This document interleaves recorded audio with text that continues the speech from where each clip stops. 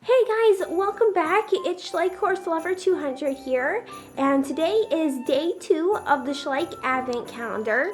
So day 1, we got this gorgeous Arabian mare, and thank you all so much who sent in name ideas. And I think one girl said she named hers Peppermint, and that is such a cute name. I really hope she doesn't mind if I name mine Peppermint as well. So here's day 2. It's really small, so maybe we'll get some apples because we just got the horse and the horse needs fed. So maybe we'll get some apples. I don't know. Let's see.